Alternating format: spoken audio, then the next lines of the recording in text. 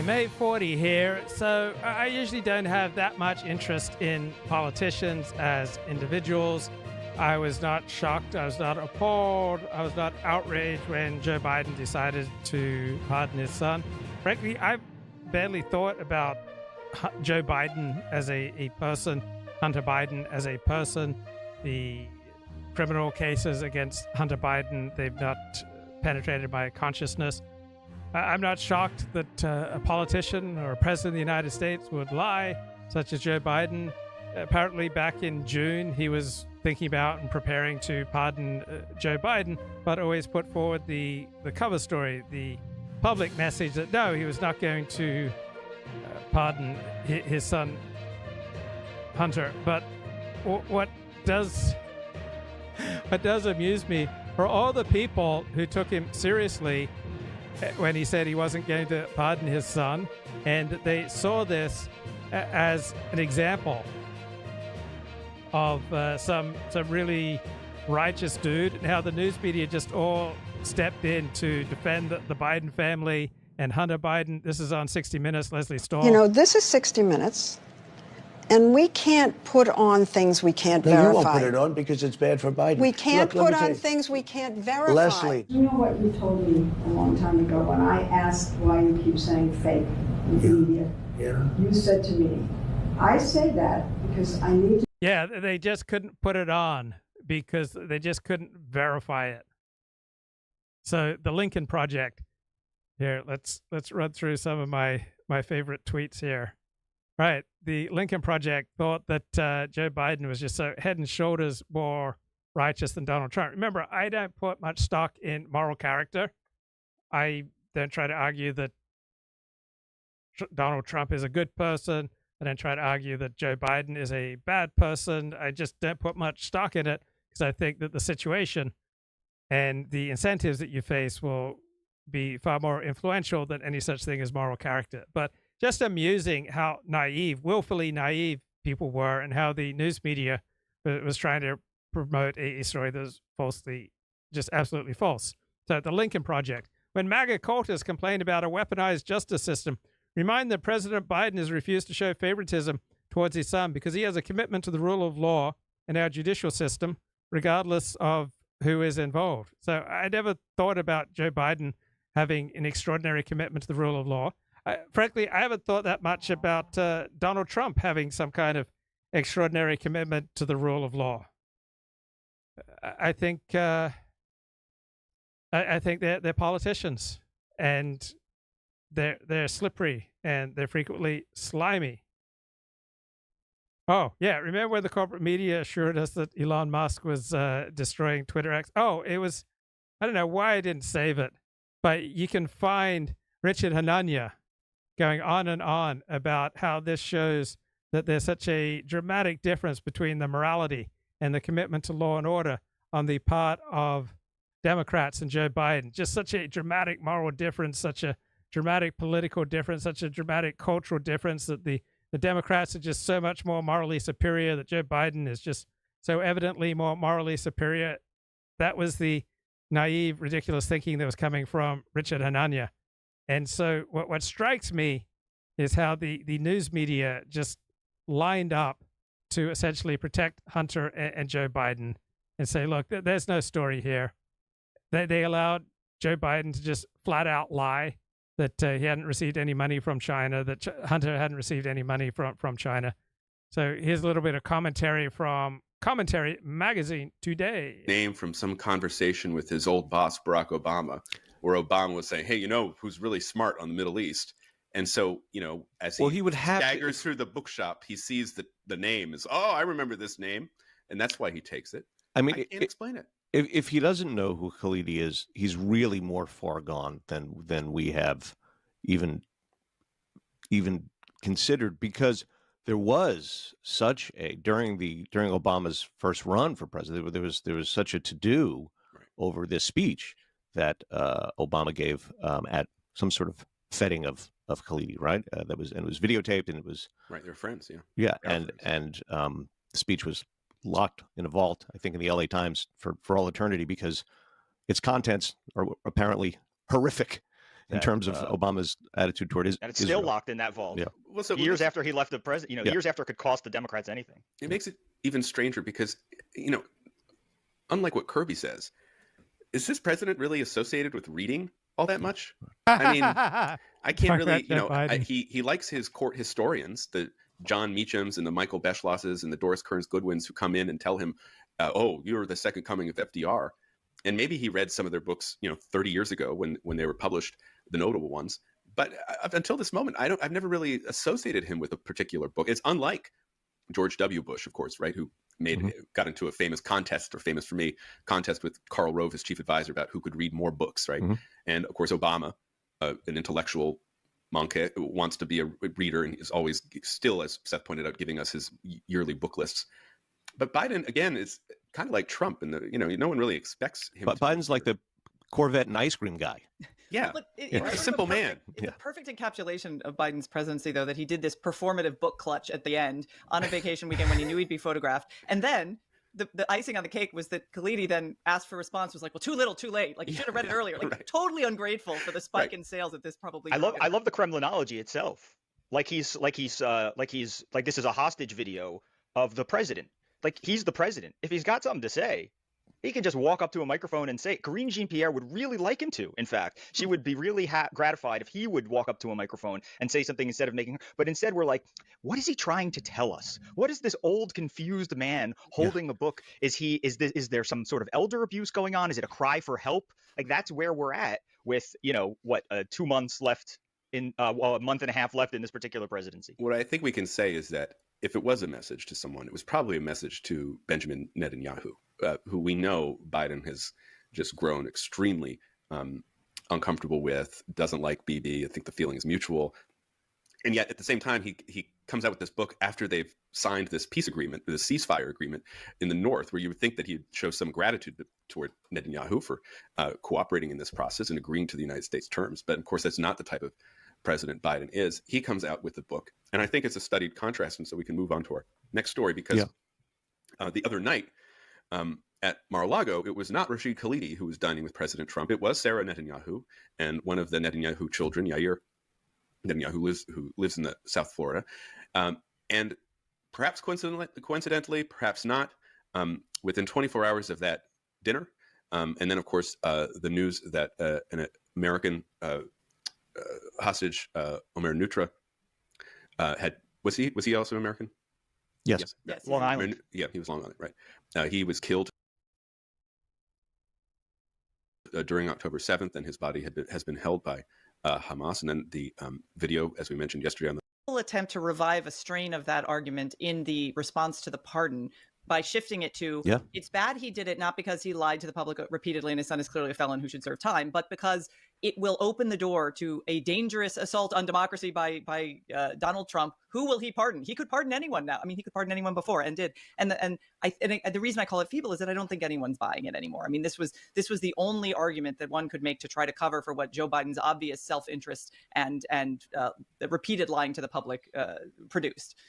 By the way, Trump needs any help in that department. It's not like Trump sees Biden do something. He's like, oh, well, if Joe can do, like opportunity for one of his pardons from his first term is his ambassador to France for this term. So like he doesn't have any hesitation, I think, in that department either. The whole point is just like, to the public, they all kind of look the same. It's like, Joe doesn't need anybody to tell him he can do it. He's just going to do it. Trump doesn't need anybody to tell him he can do it. He's just going to do it. One of Trump's pardons in the second term may well be Trump. I mean, we still have that. We still have that to look for. But generally, it occurs to me that as much as the honeymoon's going to end, when it ends, I suspect the line of attack will be less the end of democracy, Trump is Hitler, than it will be he's making this mistake, he's making that mistake, this is stupid, this is reckless, this was done sloppily, and so on, because the death of democracy was such a loser as an election. Yeah, remember when the news media just had a hysterical reaction to Donald Trump that he represented the death of democracy? This would be our last election ever. Donald Trump wins a strong, solid victory. And you don't hear the news media talking about Donald Trump's threat to democracy anymore. But what happened to that story? It's normal. That would be right. That's you are hearing, though, from the resistance, constitutional crisis. We're heading, it's going to be 4 years of a constitutional crisis. The constitutional crisis has already started because of Trump's appointments. And, this again raises the question, well, what is a constitutional crisis? The president using his appointment power does not strike me as a constitutional crisis, but I do think that there will be a chorus of Trump opponents throughout the term, once it begins, saying we're in the middle of a constitutional crisis. And of course, we have to keep in mind that this House majority for the Republicans is historically narrow. We're looking at a potential 1-seat majority for the first 100 days of the Trump presidency. And if the Republicans were to lose the House in 2026, well, then the words constitutional crisis will carry on a lot more meaning, because you have folks like Jamie Raskin. Why is it a constitutional crisis if you have political maneuvering between rival parties, including, oh my God, if they impeach Trump again, constitutional crisis?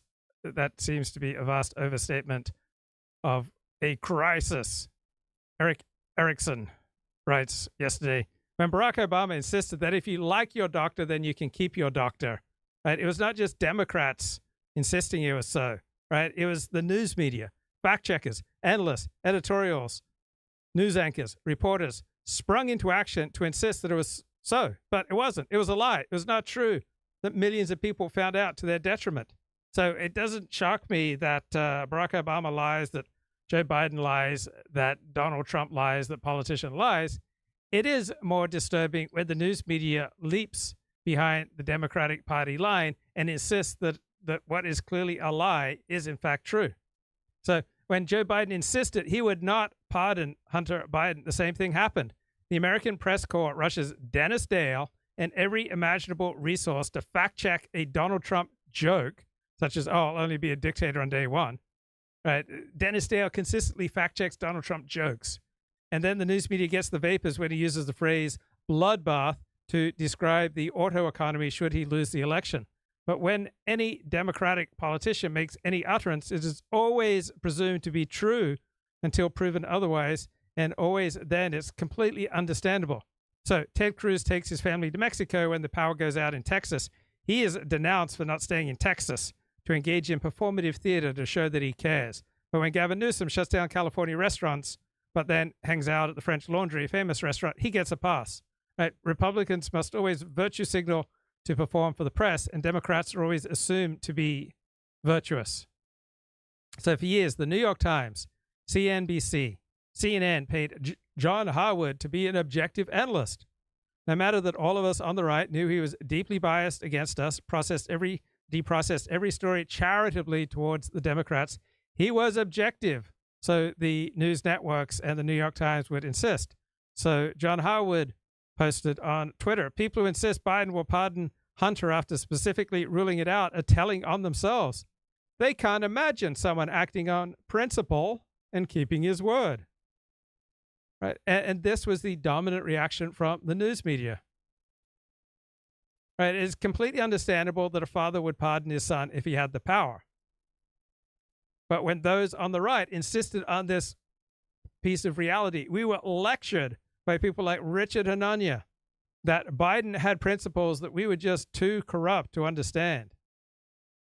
And the biggest difference in the mainstream media from the right-wing media over the past 7 years is that the right-wing media has repeatedly insisted that Joe Biden is senile, and the mainstream media consistently denied the obvious fact. We were lectured that Trump was this unique shatterer of norms, and we were just too biased and too corrupt to understand what we were getting with Donald Trump. Well, Joe Biden pardons Hunter Biden, just like we all knew he would, but the news media insistently, dogmatically insisted that this would not happen. Right, Christopher Wray is going to be fired as the director of the FBI. Democrats can scream all they want about Donald Trump shattering norms, but Joe Biden just used the presidential pardon power to benefit his son. Right, among Hunter Biden's crimes was buying a gun while a regular user of illegal narcotics, which is a crime, ditching the gun into a dumpster inside a gun-free zone. Then there are the tax issues and prostitute issues, and then all the payoffs that Hunter Biden was getting from foreign powers such as Ukraine, Burisma, and China. Now, it was the news media, not the Democrats, who assured us that the Hunter Biden laptop was a Russian hoax. They also insisted that the Steele dossier, which was a Russian hoax, was real. right? And many of these people had ties to the FBI and various news outlets. One prominent peddler of the Hunter Biden laptop story now has a nice job as a reporter at CNN. So people on the right see that the news media consistently has a bias that benefits the left. Donald Trump is not a shatterer of norms. He is the shatterer of systems and constructs put in place by the left to benefit their own kind. Right? You cannot have norms and only Biden bind Republicans to them. A press that covered up and conspired to cover up Joe Biden's 4 years of senility cannot now express outrage over Donald Trump. You may like your norms, but you cannot keep them because of Joe Biden, not because of Donald Trump. Right, Eric Erickson nailing it there. Maryland's finest, preparing to overthrow Jerry Nadler to be ranking on House Judiciary. And if the gavel switches hands in 2 years, which could be a possibility, they're going to impeach Trump again. So, again, this moment, three-peat, right? And why not a fourth time too? Because he'll have 2 years left, right?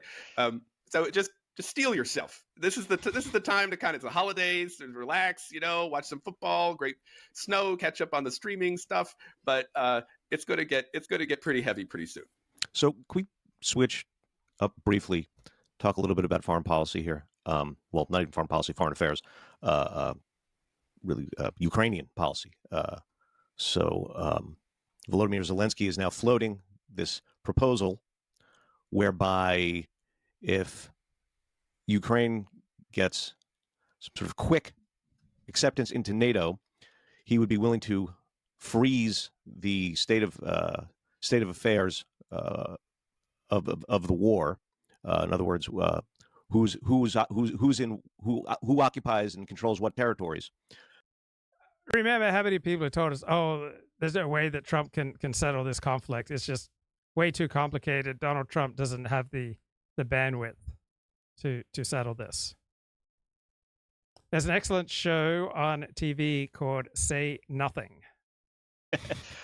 My recommendation is there's a show on FX called Say Nothing. It's an adaptation of Patrick Radden Keefe's book of the same name from 2020, I believe, and it's about the Irish Troubles. And it's an excellent. It's been very well reviewed, so I don't think it's a surprise for anybody to hear at this point. But it's really, truly excellent. And what it does is it looks at the Troubles through the lens of especially the Belfast Brigade of the IRA. And so you get the main characters, Jerry Adams, people like that. But the star and the protagonist of the series is Dolores Price, who was an IRA terrorist, one of the first female IRA terrorists who wasn't in like the women's section, in the IRA. It was very gender divided. The IRA did some bad things, but of all the things they did, the very worst thing they did was practice gender segregation. The sexism inherent in that organization makes me sick. And gender segregated. And she was the brains behind the bombing of several locations in London at once during some of the bloodier times. The show picks up in 1972, I think, which really was probably among the bloodiest years, precisely because of that. And then goes to prison. And so it's through her eyes and her sister, Marion Price, Dolores. Okay, the vibe shift, right? This is from the Danube Institute. There are a lot of influential right-wing thought leaders who are hanging out in Hungary these days. And I love this analysis because Americans used to be known for their plain speaking. An extraordinary and curious sense of relief. There was among the part of the population, which is 50%, a sense that, my goodness, an era is passing, one in which we never quite know what the correct thing to say is. We must watch our words. We can't offend anybody. Americans were never used to being afraid of offending people. I mean, if you think of it, the America's demotic language, the way ordinary Americans spoke back in the 20s, the 30s, the 50s, and so on, it was very direct, very simple. Among New Yorkers, it was profane very frequently. But there wasn't this walking on eggshells feelings that people had come to feel been compelled to feel, really. And I think that was, in a way, the most significant thing about the election, because it told you that under the carapace of American political dialogue and discussion on the talk shows and so on, there was a nation struggling to rebel and say what it really felt. And suddenly they were in bars celebrating, enjoying themselves and toasting each other. Will that last? No, it won't. But it's an interesting beginning. It is interesting you say that. I just got back from an ideas conference in Amsterdam over the weekend, and there were a few Hollywood people there, both on the program and in the audience. And at drinks afterward, some of them were saying, yeah, we're liberal, we're not for Trump.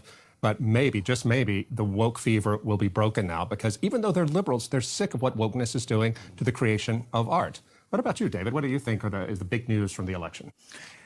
Well, I think that the regime of globalism, which treated people as commodities out of which the maximum of value was to be extracted, reached the end of its rope. There was a rebellion against it. The idea of corporate efficiency, which transferred an enormous amount of gross domestic product out of household income into corporate profits, an unprecedented shift, left American households, particularly the bottom half of households, feeling impoverished, insecure, and without a future, particularly young people. So Trump's appeal that America could be the land of opportunity again for all its citizens had an enormous resonance because people were hurting. Just as an example, former Democratic Treasury Secretary and Harvard University president. Of the broader trend of political correctness has been around really since the end of the Cold War. I remember as a kid in the early 90s, my brothers are a decade older than me, and in school they weren't subject to any of this in the 80s, and I was in the 90s. And it's just got more and more canonized since then. It's become more systematized. And I think people are, if you think about what all that stuff is, it's really people beginning not from how the world is, but from how they believe it ought to be.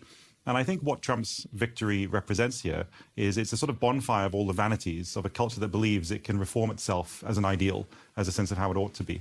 And I think, honestly, if we're always trying to aspire to a perfect version of ourselves, it could have been in terms of wealth, or it could have been in terms of health, go to the gym, or it could have been in terms of yourself, in terms of your morality.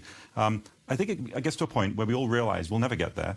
And if you look at the woke movements, they always eat their own. They don't actually cancel conservatives. They cancel people who are apostates, who leave their group.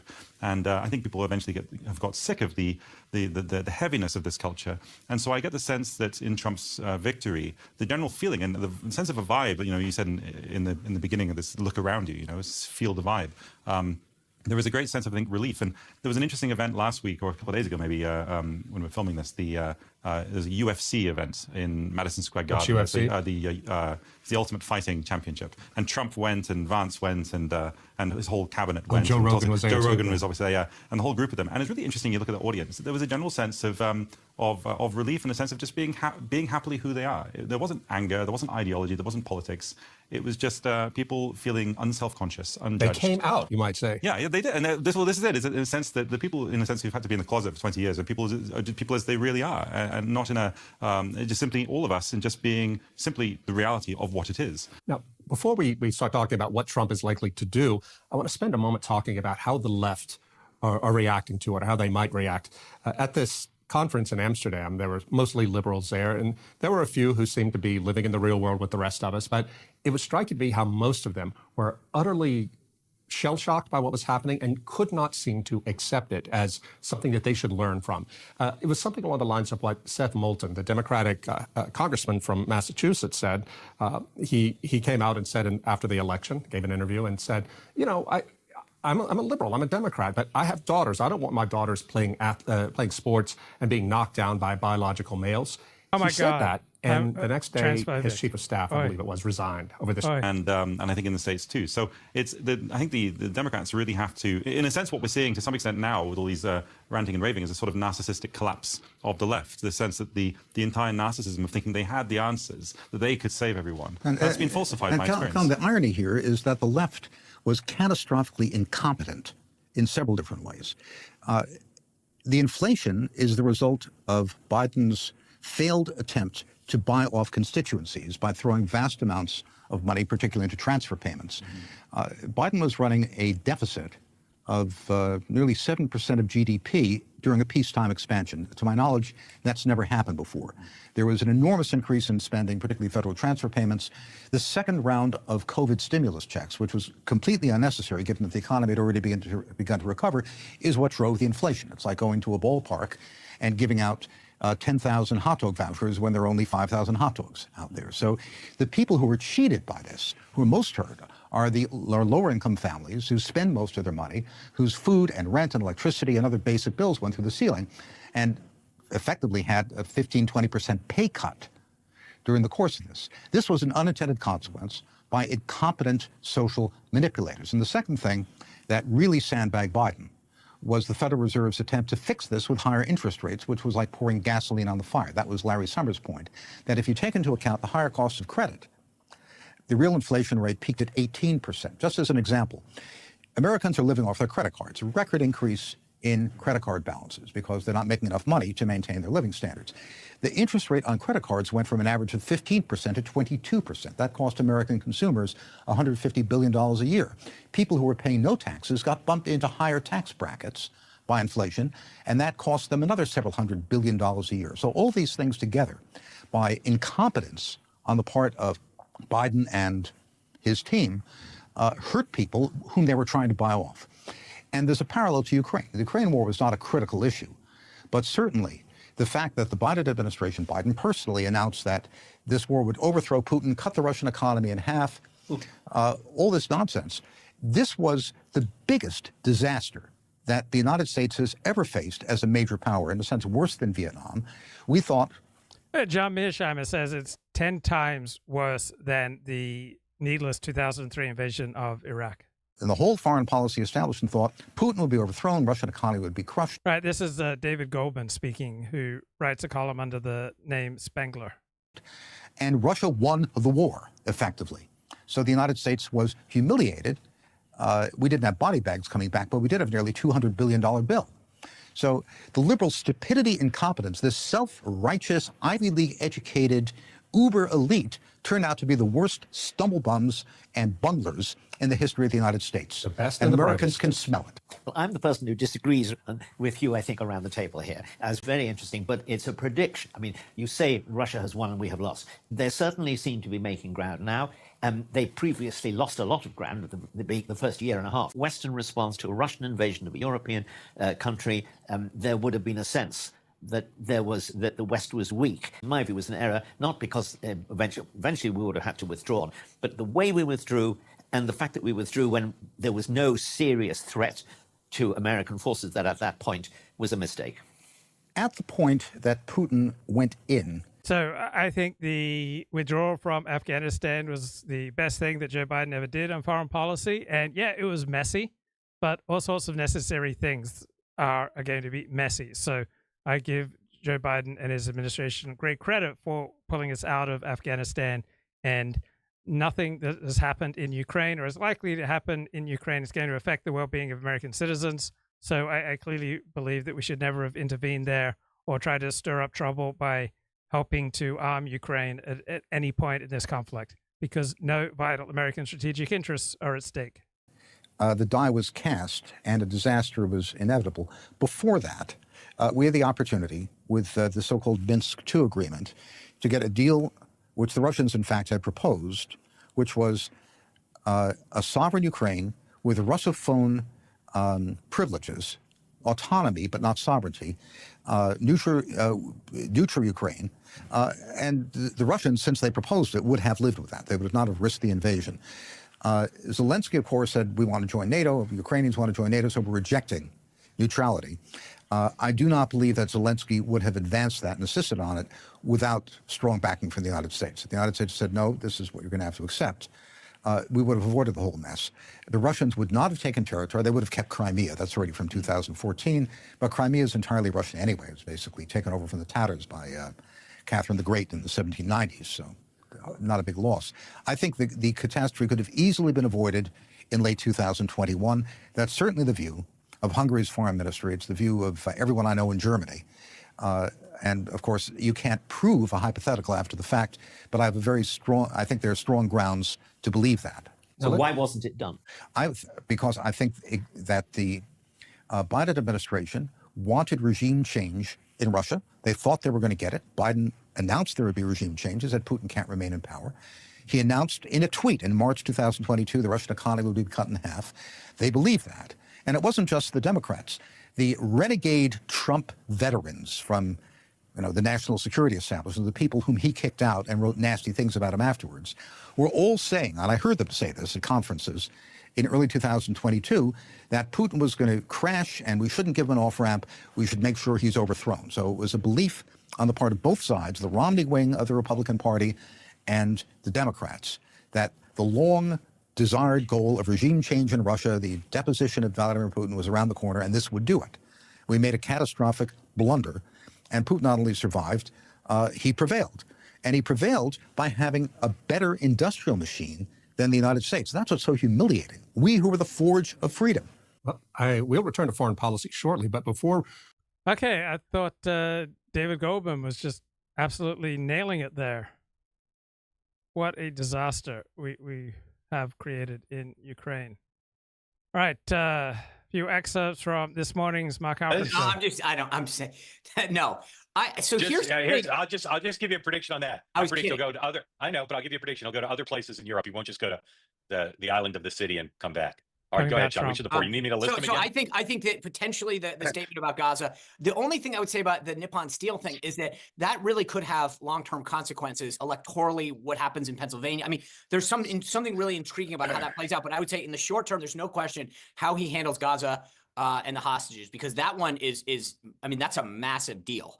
Do you send in special forces to extract these guys? Do you start a bombing campaign? But you also can't, there's nothing amorphous about that. With Nippon Steel, you can dance for a little while. That means on January 20th at 12:01, you either go heavy in and send a SEAL team or an extraction team in, and start bombing, or nothing happens. But that's, to me, the most consequential, at least, no question about it. Dan. I think, but I have a little different take than you guys. I think that he's a little afraid that this is going to land in his lap. Like, I think all the tough talk, yes, maybe if the hostages are released, he'll claim some credit. Like, okay, smart politics. I think he's terrified that if the hostages are still there and that war is going on, he owns it. Is the guy who has campaigned for 9 years on Iraq was a huge mistake, I'm getting us out of the wars and bringing people home, we need to make America great again, America first. His first month in office, are we going to bomb Iran and go in and start a war with Hamas? There's no way we're going to send in. I mean, it's Jimmy Carter all over. I mean, if it's not successful and there are dead U.S. soldiers and now we're in it, like we are in it. One thing that he wants to, I think he's full of it. He's afraid of this issue and he wants it. He wants it done. So he's going to talk super tough and flex. He's going to claim all the credit if anything happens. And if it doesn't, you're the president now. Okay, so I don't disagree with the final analysis that he wants it over before he ends it in office. I will say this. Look at what he did on tariffs. He tweets out that he's going to institute a tariff immediately day one on China, Mexico, and Canada. And what happens? The Mexican president calls him on the phone, and they have a beautiful conversation to address the issues on the southern border, at least according to his claim that, she's going to address some issues. Trudeau. Perfect conversation. It was perfect. It was perfect. Just like Ukraine. And then Trudeau flies down and has Thanksgiving with him. So the bottom line is, for all of the media bluster every time he does something, the guy gets results. This is like literally I think that if you are a foreign leader or embassy, go buy multiple copies of Art of the Deal and Art of the Comeback. He literally, I joke with everyone, he's the most transparent guy in the world. He tells you the plays before he calls them. And right now you've got Trudeau down there, and he literally joked with Trudeau about making Canada the 51st state, saying something to the effect of, I guess you'd rather be prime minister than governor. But he gets them realizing that you better act or I'm going to do something. It was awesome. Well, the only thing is, Sean, look, I hear you, and I hope Trump is successful with what he's trying to do, right? He tried to strengthen America's hand to try to undo some of these imbalances. So I hope Trump is successful. However, there's no downside to claiming a successful meeting when you're not in power yet. Both sides have an incentive to say, we're going to keep talking. But Okay, some good analysis from the morning show. Let's check in with Jesse Waters in a minute. So Laura Ingraham wrapping up our show. Here we go.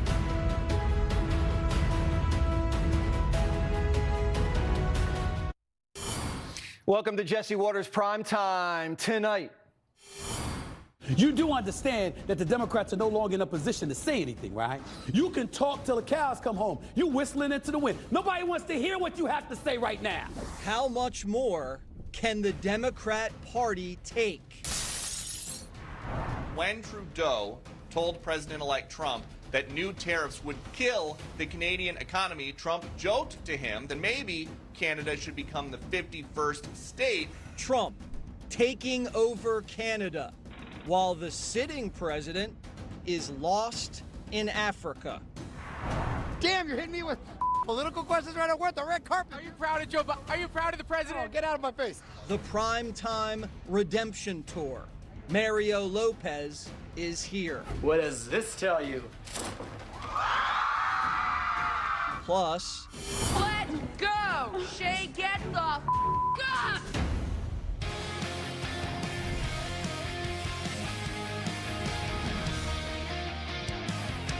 Biden pardoned his son and then went on an African safari. After 36 hours, the press finally found him in Angola. Mr. President, why did you Mr. President, why did you change your mind in pardoning your son? What's Biden really doing in Africa? We'll have a special report on that later in the show. White House sources tell TMZ that Biden decided on the pardon months ago, but was just lying about not pardoning Hunter to make himself look good before the election. Explains why Hunter was walking around Malibu this summer like he knew something. Hunter, how are you holding up? Great, man. Hunter, are you expecting a pardon? Is that something that you can answer on? All right, sir. Listen, I'm a fan. You fought the good fight. The Biden family knew Hunter was going to get pardoned the whole time. That was a part of the plan. If he ever got in trouble, Barack, Joe, Kamala, any Democrat president, just get him out of jail. The New York Times claims Biden just changed his mind over Thanksgiving dinner and suddenly told his staff that it was time to end all of this. That's all spin from the Biden camp. They say he was worried Trump would get revenge. Well, why would Trump be in a vengeful mood? Maybe because Biden almost got him shot dead and tried to make him rot in jail. Now Biden Democrats are saying, of course Biden's a liar. He was going to pardon Hunter the whole time.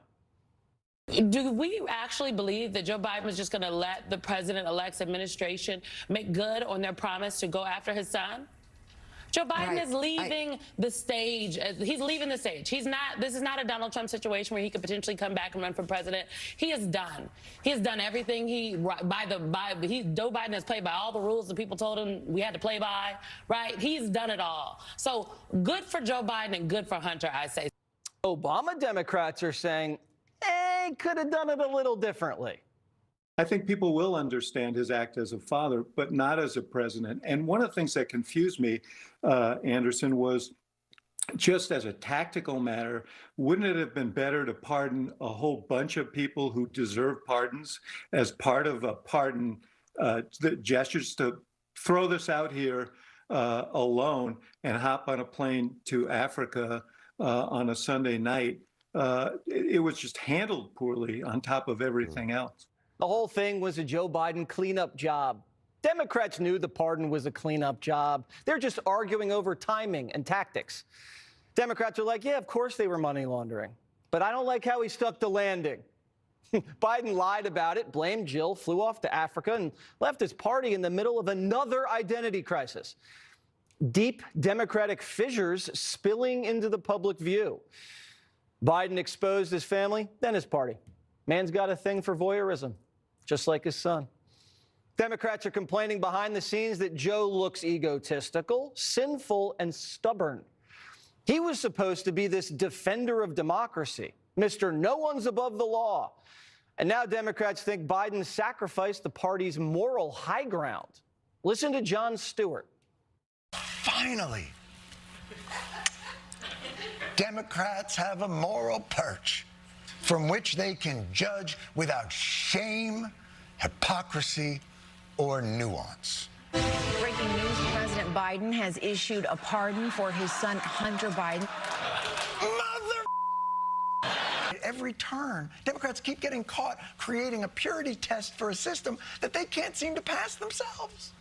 Rules, loopholes, and norms. The distance between the systems Democrats say they are revering and the one that they're using when they need to is why people think it's rigged. Use the rules, use the loopholes, the norms, but also use it to help the people.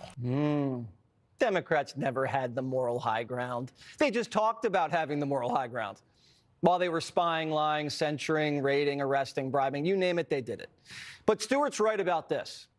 They weren't getting dirty to help the people. They were doing it to help themselves.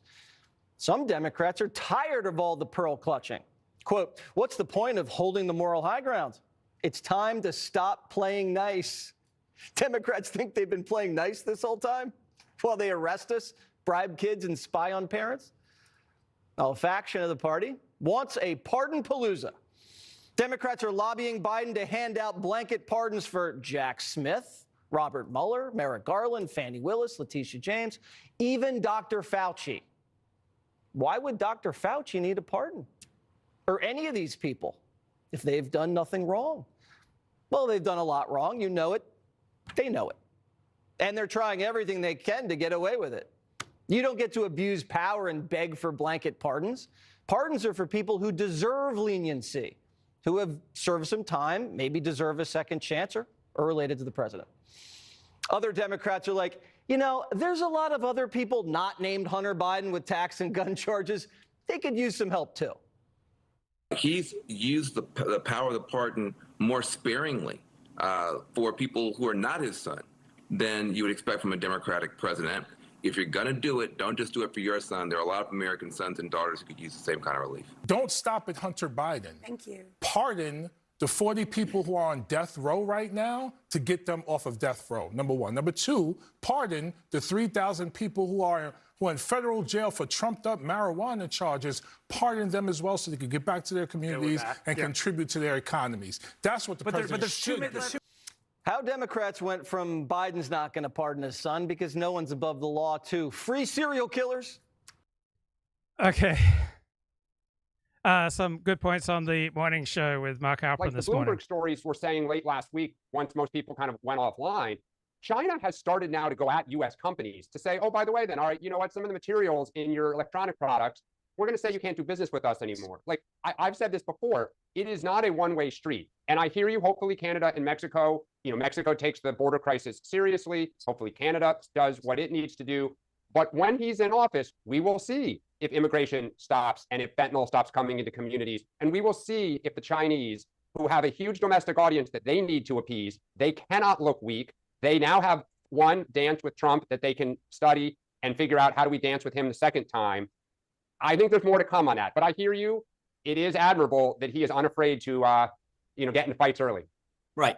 I mean, look, there's no question. You're playing a game of chicken, hoping you win. But he's willing to fight to get results, and I think that that's something that has been lacking right now. Totally agree. Yep. All right, folks, go to your questions, comments, starting with Diane and Kenneth, both of whom have decoded the key to getting called. Okay, let me see. What do we got here? A little bit more. Get rid of him. Move on. New generation. And the Democrats are horrible on messaging. I mean, we had a lot of wins, a lot of legislative wins, and we didn't sell it, and we didn't own it. We let Fox News and all the Republicans steal the narrative on everything. Can I just say, Dan, Dem's got to just play to win. I think what's interesting always is, and I mean, Dan Turrentine, Dan won, brought this up earlier, but I think that the other side always has this vision of the other side. I mean, I get a kick, and I'm being serious about this. When you say that you're not fighting hard enough, I'm going, I can't, I mean, I really do believe you threw the kitchen sink and then some plumbing underneath it at Trump. You guys dominate Hollywood, the mainstream media, government, academia, corporate America. And I mean, every Republican was canceled. We had DEI and wokeness. I mean, I just don't see from my side. I'm going, you got to be kidding me. Because if that wasn't fighting, I mean, I am a little concerned about what's next. But you have the idea. I mean, Schiff was out there. They had a clip yesterday of him saying a couple of years back that any president, because of course when Trump was in office, he introduced legislation that if you pardoned a family member, you had to provide a report to Congress on the merits of and now complete silence. You've got a media that literally is accusing Republicans of calling Biden a liar when they were the ones that perpetuated this, have stood silent on this. I mean, that's why I'm so intrigued by your stance, because I'm going, I don't understand how the folks on the left, I get maybe, and this gets back to the bigger, broader point that we keep talking about. You had a bad candidate. It's just overwhelming that leading thinkers in the Democratic Party just are ignoring reality. The idea that the lesson to take away from the election is that the Democrats were just playing too nice is absurd. She was horrible at communicating the basics that the American people cared about. And yet the issue that you don't fight enough just doesn't resonate with me. The people that are fighting Adam Schiff. What's your definition of a bad candidate? Well, I mean, look, I think though, to take what both of you guys are saying, take the issue of Israel. What are we for? Like, you want to win? What are we for? We were for, 1 minute we're saying Netanyahu's got to stop. We're threatening to cut it. And then the next minute we're like, we're shipping you all the arms you want. Yeah. Okay, immigration. We are for getting rid of ICE. We're for reforming everything. 2 years later, without explanation, we are basically where Trump is. Which are we? So it's not a question of are we tough? I think we're not authentic and we're not consistent. So vote like anyone in our life. If you're not authentic and you're not consistent, we're saying you're a wimp. So one reason that I had my job as a teenager as a reporter at Cahill News is that I love sports and that I could talk sports with the main anchor of the various shows. You're just weak, and that's where she is a bad candidate, right? Jared Polis. So hold on, Dan, for example. Dan, hold on, because Sue was talking and got interrupted. Sue, go ahead. A couple things. Dan, one, exactly, trying to please both sides. Yep. With Israel, with the border and everything else. And Sean, to your point, you're talking about Adam Schiff, you're talking about Elizabeth Warren. You're assuming that for most people that are Democrats or were Democrats, that those are the people that we want to listen to. Honest to goodness, if Elizabeth Warren comes on and I'm watching the news, I switch the channel. I don't want to hear. I'm tired of hearing from people who, again, I don't think it's authentic because they don't take the stance, the hard stance. It's like the speech in Congress when, you get up there and it's Chuck Schumer talking about something and then Mitch McConnell comes up. Mitch McConnell's statement seems so much stronger than Chuck Schumer's because he's trying to please everybody. You can't please everybody. And they didn't sell the legislation. And Sean, how many Republicans voted against the infrastructure bill and then have gone out to their districts and said, oh, isn't this great because we're getting all this money? All right. Good observation from Decoding the Gurus about how most Americans have main character syndrome. I think that's pretty sharp analysis. We've tapped you out. Yeah, there's not. What can you say? There's nothing you can say that really generalizes to all Americans. I do have a comment. I don't know if I've already said this one, but if you've met one Irishman, you've really met them all. Would you agree? I mean, they're all basically the same. I mean, putting aside individual differences in personality and all of that stuff, culturally, it's not that different, right? You know what I mean? Yeah. Culturally, yeah. And Australia too, right? Like the accents are the same wherever you go in Australia. They're basically the same, right? And same as Japanese people, I think, roughly. You go to one Japanese suburb, it's the same as another Japanese suburb, to a reasonable approximation. Same is true in Australia. You watched Neighbours, the very popular Australian export, set in the suburbs. Yes. And they're all like that. Home and Away, the little town I live in, is very similar to the Home and Away town, fictional thing. It's because it's very homogenous, right? Now, so this is my hot take about America. America is not.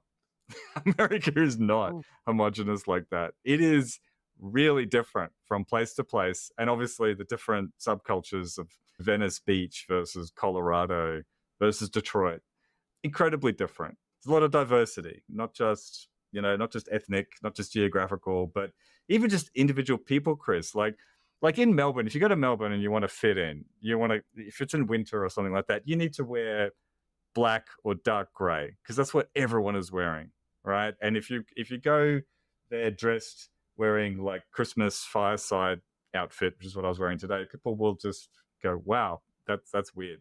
In America, nobody gives a shit. Like I was looking at a big puffy, silver jacket. And I was like, I can't wear that. But I thought, actually I can, because in America, you can do whatever you want and nobody gives a shit. So it's a cliche, I know, but it is just, everyone has got main character syndrome, but in a pretty good way. People are expressing themselves. Everyone's looking for attention. Was it you, Matt, who shared with me the little, I don't know, tweets, skeets, whatever, about Irish fashion criticism?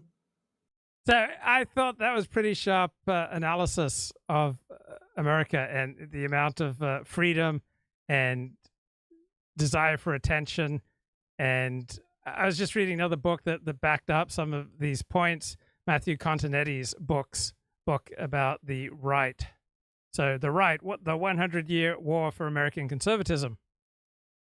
So Matthew Continetti writes in his 2022 book, in March of 1945, Friedrich Hayek arrived in New York to begin his book tour. His publishers told him that his speaking engagements would send him as far west as Oklahoma City. His first appearance, however, was scheduled for the next morning at a town hall in Manhattan. Hayek was mortified. He had never lectured in public. The audience had been told he would speak for an hour on law and international affairs. It was a subject to which he had given little thought. And then I discovered that American audiences are extremely grateful audiences, Hayek recollected. You can watch on their faces their interest, completely different from, say, an English audience. And gradually, I worked them up into great excitement, and I got through this lecture with great success. And when he returned to England in May, Hayek was an academic celebrity. So Americans are incredibly enthusiastic. They wear their emotions on their sleeve, in great contrast to the French, the Germans, the English, and the Australians. So here's a pretty sharp critique of the lazy Christian apologetics of Jordan Peterson. Fraction, like if you apply logic appropriately, and the logic. Okay, let me cue it up here. Explains how correct Peterson was in his discussion with Dawkins, and how Dawkins didn't understand any of the important insights. So they spent about an hour talking about how good him and Jordan are and how limited Dawkins is. And here's part of that insightful discussion they had.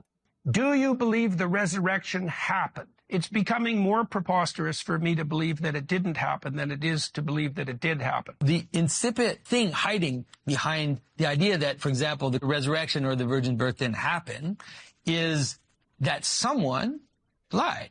If you listen to someone like Dawkins for long enough, he'll say, I mean, the disciples just made it up, Jordan. Yeah. They just made it up. Jesus didn't resurrect. They just lied. Yeah. That's a big deal because, okay, so that means that our civilization is based on a lie. That's right. So there are implications to the fact that our culture is based on a lie that people told for power and prestige. That is exactly the postmodern Marxist critique. That's exactly it.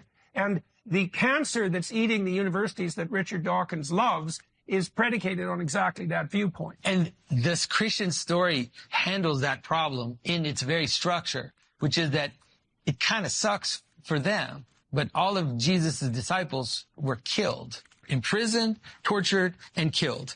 And so in the structure of the Christian story, the idea that they would have lied in order to gain for themselves any kind of prestige and power, and that they all died holding on to that story is pretty interesting.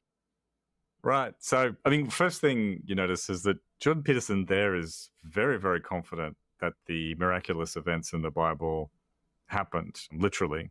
So he seems to shift around a bit, hey, because at other times and places, he's not 100% sure. But here in this context, he is pretty sure, right? Well, he's at least shifted the burden of proof rather significantly to say it would now be harder to believe that it didn't happen than it did happen. Right. Okay. Like this speaks to this tendency that we commented on, that Jordan wants to present his approach as not just being theologically motivated, but no, he's fundamentally doing Bayesian reasoning.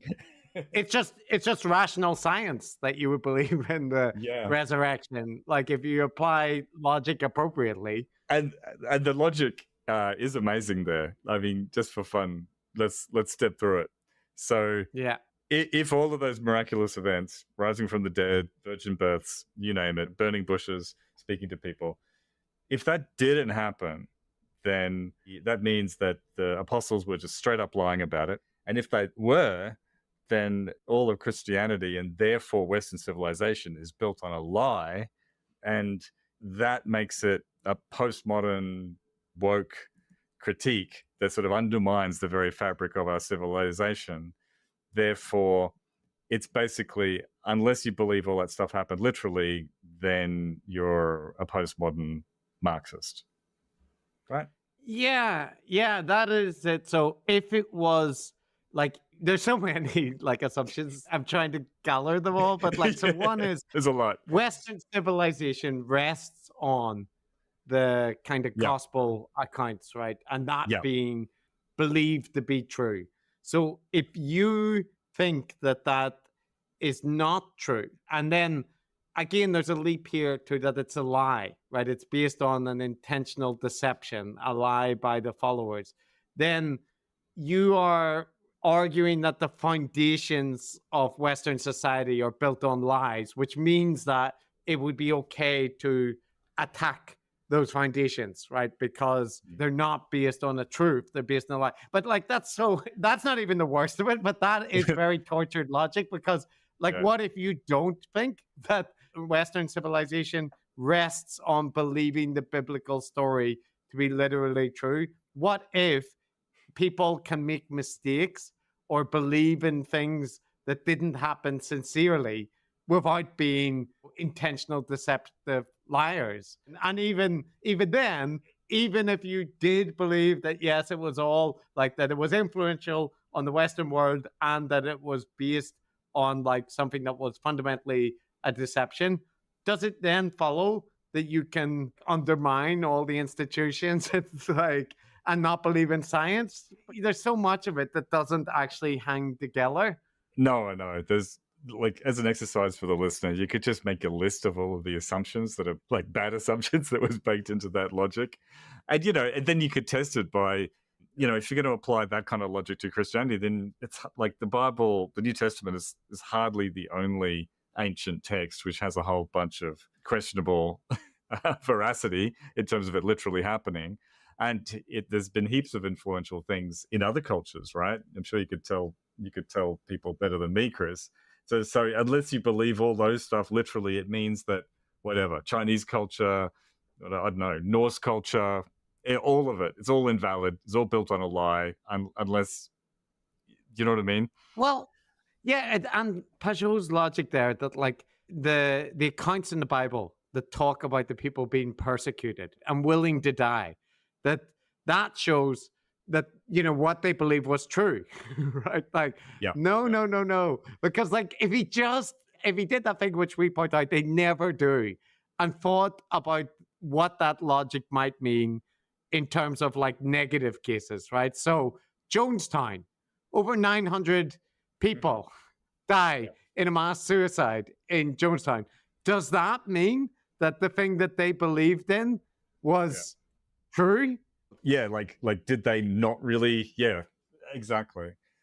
Like, he's saying that the leap is you wouldn't kill yourself unless what you believed in was true. So by that logic, the people in Jonestown, right, they died for their belief in Jim Jones and his doctrine. So that means it must be true, right? Because they were sincere enough to die, or even let like young children die for their beliefs. So does that mean that the belief is true? No, it just means they sincerely believed something. So that could equally apply, right? And there's so many other cases. You have Falun Gong in China being persecuted by the authorities. Does that mean that Pajot also assumes the Falun Gong doctrine is fundamentally based on truths? Like, he doesn't, right? Well, what they do there, I mean, Jordan Peterson, for a psychologist, really relies on a very simplistic conception of human psychology, right? Because he presents it as a dichotomy. They've either got to be mendacious liars, right, who are making up these stories about Christ for power and gain and personal profit, right? Or anyone who's an adult, who's been out in the world, who's been on the internet, knows that there is such a thing as kind of a motivated reasoning and a justification for little exaggerations, little white lies, or misremembering things or embellishing on things because you believe in the greater truth, right? Surely everyone knows this, right, Chris? Like, there are heaps of reasons why things can be inaccurate. You skipped over the dichotomy because, yes, you've included the middle gray that exists, but in Jordan Peterson, it's either that you're lying or you're telling the truth, right? Like, that is the dichotomy. But as you just pointed out, I just can't take Jordan Peterson seriously. His reasoning is so incredibly lazy. A little bit more here from Jesse Peterson, who has Dan Turrentine from Mark Halperin's show Picking on. up to the fact that this whole presidency was a lie. You were intending to do this all along, which again is no problem. But it doesn't make you any less full of it. You do understand that the Democrats are no longer in a position to say anything, right? You can talk till the cows come home. You're whistling into the wind. Nobody wants to hear what you have to say right now. I'm not talking about you, I'm talking about your party. Because when you pardon your son, going back on your word, telling the American people there was no way that you were going to pardon him when everybody and their grandmama knew you were lying but didn't hold you accountable for it, and now you've confirmed what people believed, that you were probably going to be lying about that very thing that you said you wouldn't do for your son. Are any Democrats willing to raise their hands and say, I'm a proud Biden Democrat? Does anybody want to be associated with Joe Biden at this point? If you are, it's an open invitation to come on this show. Come on the show and tell me you're a Biden Democrat, why you're proud. Give me one example. I don't even think Biden's getting a library. No donor is going to give this 82-year-old failed president money for a library. What are they going to get out of it? Biden's going to have to store all his papers in his garage next to his Corvette. Hunter can stand in the driveway and collect entrance fees. Vox says for Democrats, the Hunter Biden pardon is a problem and an opportunity. It's now their chance to break from the big guy. It's already happening. Joe just lost Chuck Todd. You read the Hallie Biden transcript, and that's Bo's widow. Yes. And essentially he turned her into a crack addict. And this was all happening in 2017, 2018. And Joe and Joe Biden were so concerned about their family that they decided to run for president. Yep. So when you talk about the word selfish, it's almost like the word doesn't, their decision to run for president put the entire Democratic Party and the United States of America in the position that it's in now. Really, Chuck? Really? Chuck Todd's disgusted now when he doesn't have a show anymore? Everyone knew this 4 years ago because it was in the laptop he was saying was Russian. All right, some good selections there from Jesse Waters. Let's get Kip back onto the show. Kip, what's going on, man? Hey, man, thanks for having me. I don't know how you do it. You consume so much of that media, and it's so almost all of it's just performative BS. You know what I mean? How do you? How does it not get to you? It's no different than talking to someone. Like I know what your position is on the world. I mean, you have very clear principles. You have very clear perceptions of how the world works. And so when I talk to you, I have a pretty good idea of your spin on events, and I have a pretty good idea of the spin of mainstream media. But despite you having predictable principles, I still enjoy having you on, but I usually know where you're coming from. And so too with the news, I get a lot out of it, but I also recognize that it comes with predictable principles. But at the end of the day, does it not get to you how they're going to do their Arab Springs, or they're going to do their destabilization campaigns throughout the Middle East or whatever? They're going to do it and then just come up with a narrative on why it was the greatest thing since sliced bread. And I don't know, People lie, Kip, not just the mainstream media. I've had jobs where much of my job I had to lie on behalf of the boss and say that he was in a meeting when he didn't want to take a call. There are lots of jobs where you routinely have to lie, and men, when they have erections, often lie to women about their intentions. And so I take it for granted that lying is a widespread part of the human condition. Children learn to do it from certainly the age of 2, if not younger. Am I missing something? Is there an appreciation of the art of the lie that you're taking in and getting something out of? You know, is there something that I'm missing? Because it would just seem like it would weigh on me where you're trying to find a needle in a haystack, looking for truth, And do you think that you're more honest than the mainstream media? Well, yeah. Okay, I think that's a delusion. I don't think I'm more honest than the mainstream media. I think I'm more honest in certain ways, but then there are other ways that I have huge blind spots that I'm not even aware of. Every institution, every individual is deeply flawed.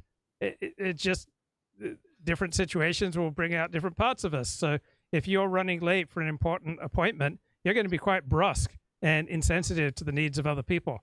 So the situation shapes people, and the incentives that people face shape people. And so you get into a particular profession, you want the good opinion of other people in your profession. So you're going to uphold a set of principles and values in the way you conduct yourself, which will contain a considerable denial of reality. But everyone denies reality. Everybody has a view on life and the world and on politics and culture and religion that is considerably divorced from reality, because if they were more open to reality, it would be much more painful. So everyone denies reality. I know, but I don't know, Luke. It's just I feel like you and I don't think we knew it at the time, but sometime maybe from like 2000 to like 2012, there was actual freedom on the internet, on YouTube and everywhere. And like I just mentioned the Arab Spring, it was only like after that, I guess, where all the state departments and all the countries realized the awesome power of the internet, and just slowly but surely being able to find the truth was going to be harder. Like when COVID came around, it was so much harder to find the truth or whatever, because they had so many forces dedicated to the BS narratives. So I don't know. It just it frustrates me. Have you ever read the novels or seen the TV show Wolf Hall? It's about an aide to King Henry VIII, Thomas Cromwell. And at that time, if you said the wrong doctrine about Jesus Christ, you could very well be burned at the stake. So there's never been a time where it's simply been easy to say the truth. It's always come at considerable risk. Yes, I'm still pissed off about what happened to Giordano Bruno. But the rainbow crosswalks are all around the capital city, Nashville, in the state that I live. And I'm sure the George Floyd memorials are all over the country. And, they still probably have all the pride flags in the classrooms. And God knows if the drag queens are still doing their thing. I saw that I forget what his name was, but I saw a guy just talking about this. They were talking about like the state of things, and how bad the media had let us down, and just, how culture in general was going. And they started with like LGBTQ Pride Month is in June. Did we celebrate that? And then Non-Binary Awareness Week was in July. Did we celebrate that? And Gender Fluid Visibility Week was October. Did we celebrate that? And Who Could Forget Pronouns Day, that was also in October. And then you had LGBTQ History Month, also in October. Non-Binary Peoples Day in July. California Legislature approved Trans History Month for August. Lucky you. Transgender Awareness Week is in late November. Trans Day of Visibility is in March. Trans Day of Action is in June. Trans Day of Remembrance is November. And Transparence Day also in November. See which way it's going, Luke? All the old statues and stuff in my town are gone.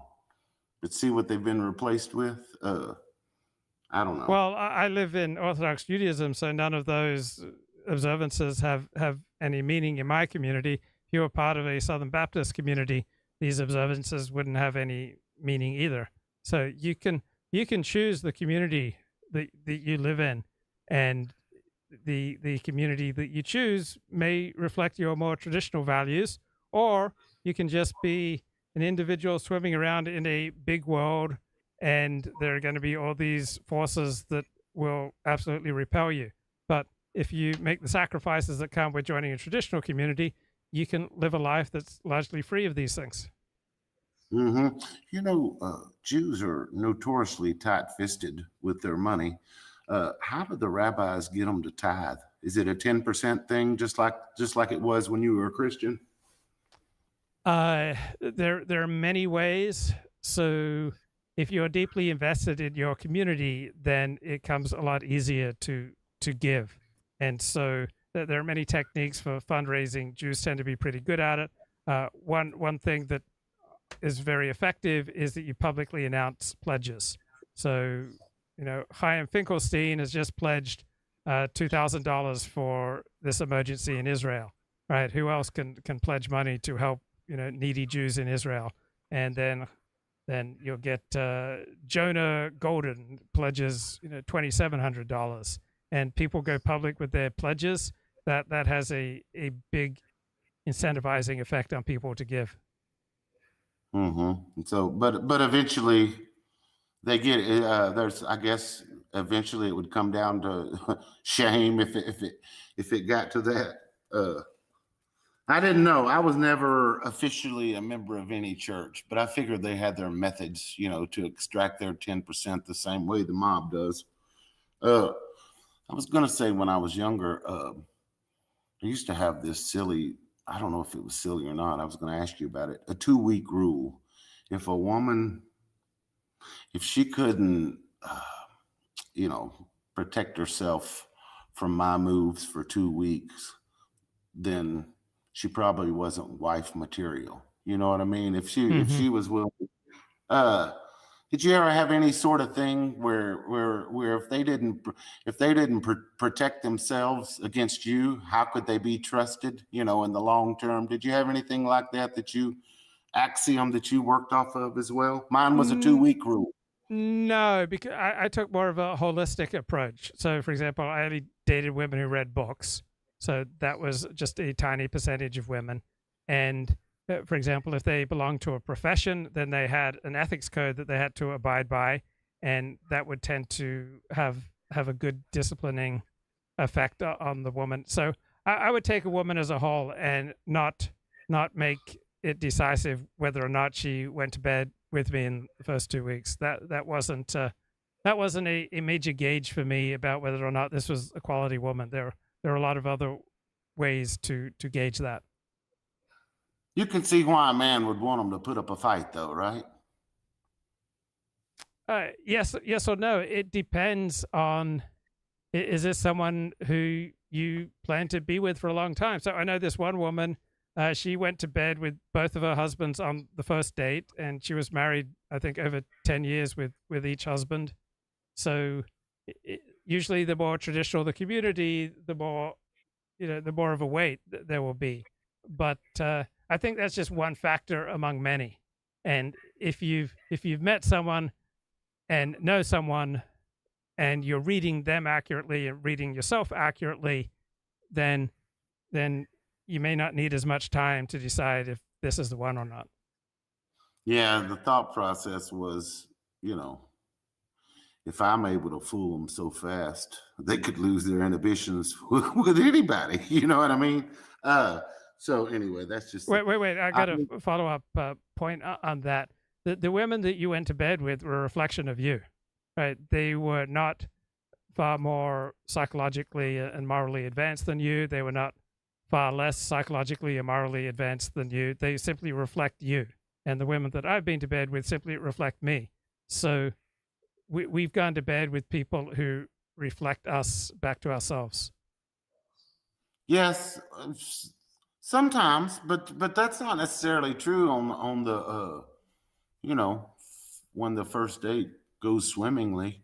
That's not necessarily true. Sometimes there's a little alcohol involved. I know not on your end, but I'm just saying on my end, sometimes there's a little alcohol involved, and you find out on the second date, whoa, this is not something long term. So I don't know. I heard a guy, Richard Spencer. I think you've mentioned him before. He was talking to somebody and was saying that they were asking him what his thought was on American society. Was it, immoral, amoral? What did he think? And he called it hypersensitive, but focused, I guess, in the wrong directions. What would you agree, disagree? What would you say if there is a problem with American society on the morality side? Where would you say, as far as the compass, what's going on?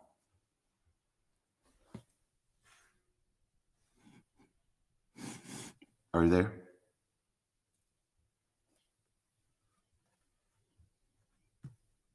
Luke? Australia or the United States. So there are many different communities in America. I couldn't make any one sweeping generalization about the direction of morality in America. Mm-hmm. Yeah, that's just what I thought that was interesting because I could see what he was talking about, how that wokeness.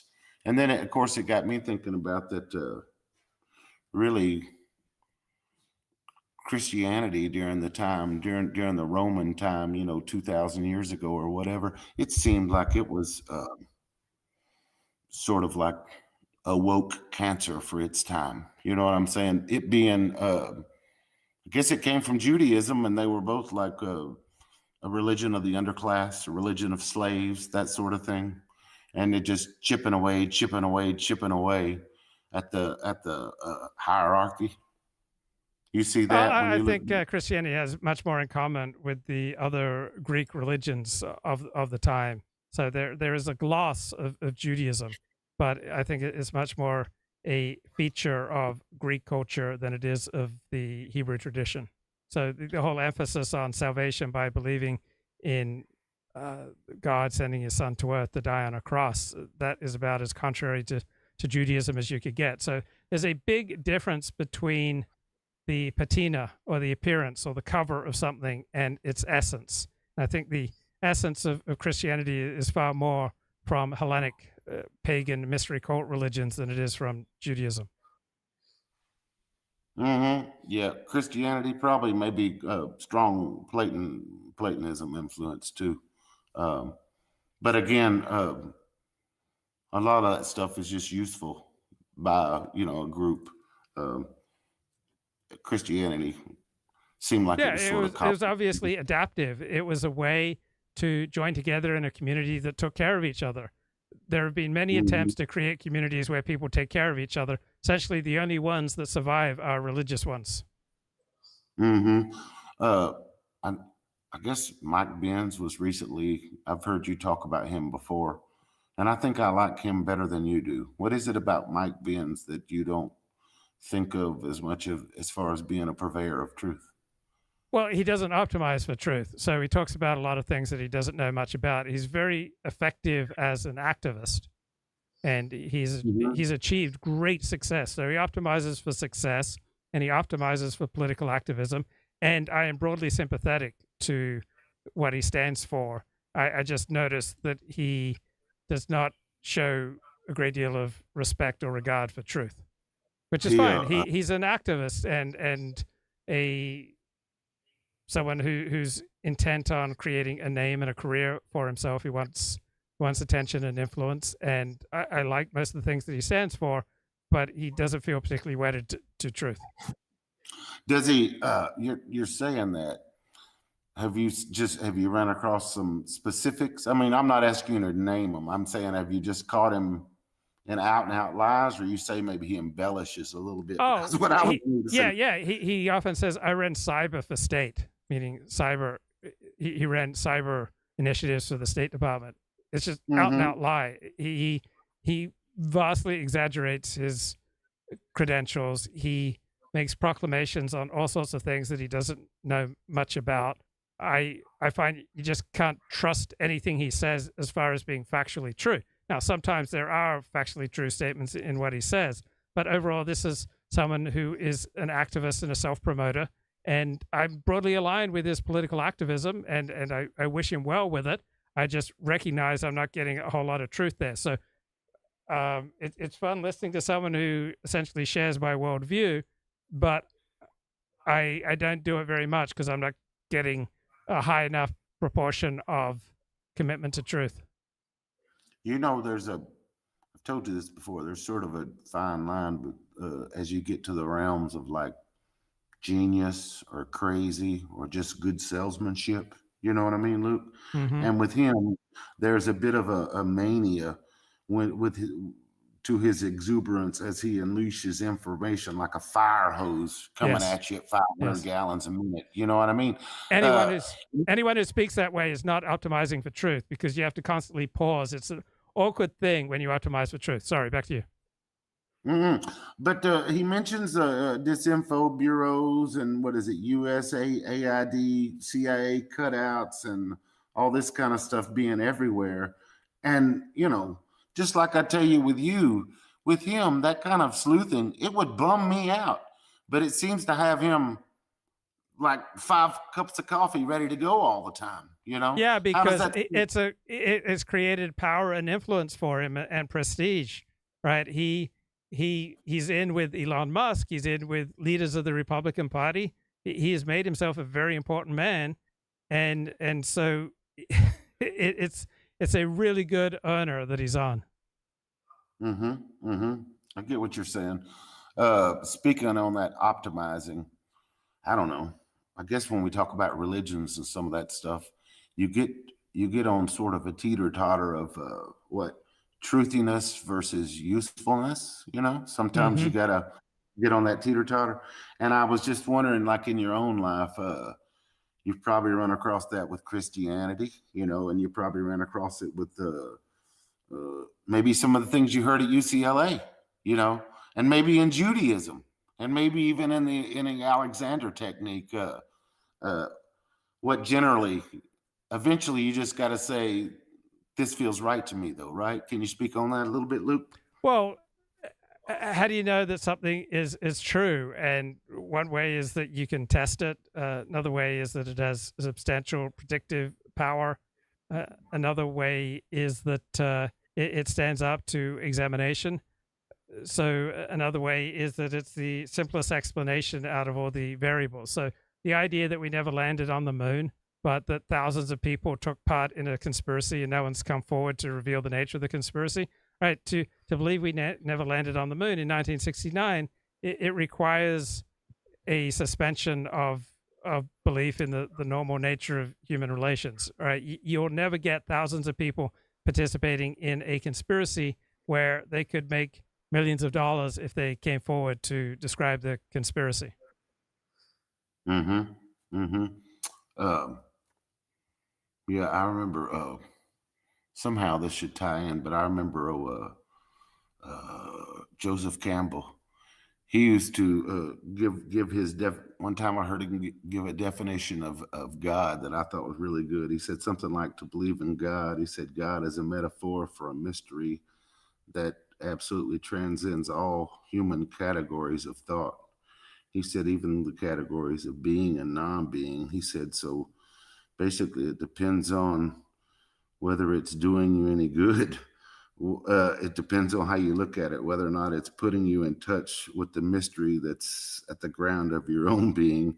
And he said, for those that it doesn't do that with, those are the atheists, and for those that it does something for, those are the theists, so it comes down to if it's doing you any good, is it doing your soul any benefit? So I figured that was the case on the Judaism. I still wonder what was the final straw with Luke on why he stepped out of the Christianity thing, because, you were so knee deep into it. There's a guy called Gnostic Informant online that I listened to some of his stuff, and he sat around in prison and I guess just read the Bible over and over and over. And I guess got enough supporting documentation that he couldn't believe it. And I feel sorry for a guy like that because he invested, God knows he put in his 10,000 hours, maybe 20,000 hours. And now he has to spend so much time coming on YouTube and talking about how something isn't true. You put that time into it. Wouldn't it have been better if it was true? You get what I'm saying? To be such a good scholar at it. But yet he put all that time in there only to find out that in his mind, it was just, the bag was empty. But right, anyway. reading a text, whether it's the Bible or the Talmud or some other text, reading it and rereading it, it's never going to tell you whether or not it's true. What will give you indications vis-a-vis its truth is asking who wrote this document, when was it written, in what circumstance was it written, for whom was it written, what was the audience that it was intended for, and then you can use these basic literary tools to understand the tendency of a text, what it's out to accomplish. And so you can read the Bible over and over and over again, and that will tell you nothing about whether or not it's historically true. now, it may give you a feeling. So we're talking about a world outside of the objective. So just because you have a belief in God and that makes you happier, that doesn't make belief in God true, right? Just because a belief makes you happier or makes your life more functional or more effective, it doesn't make the belief true. There are all sorts of false beliefs that are highly effective. Right. And like reading that King James version of the Bible from 16 whenever might make somebody feel good. But King James had his own reason for writing that Bible the way he did and putting the things in it that he did. You know what I mean, Luke? It's in the same way where you were nice enough to mention to me what the backside of the title was for Darwin's book, you know, where it basically kind of justifies, what would you say, might is right. In the same way, the King James version of the Bible does a good job of, you know, basically saying the divine right of kings is the way to go. And wow, lo and behold, that seemed to justify his position on top. You see what I mean? Everybody's got their reason. And I hate that. I hate that my mind at the end of the day has seen so much bullshit in the world that it feels like 86% of it, you know, is no good. So it has to like look through things like that. But anyway, you've been gracious with your time, and I'm sorry I couldn't. You've got. I don't have the. I'm worn out today. You're very chippy. Good to talk to you. And I wasn't able to match your attitude tonight, but I'll do better next time. Okay, thanks, Brian. Catch up with you later. Bye-bye.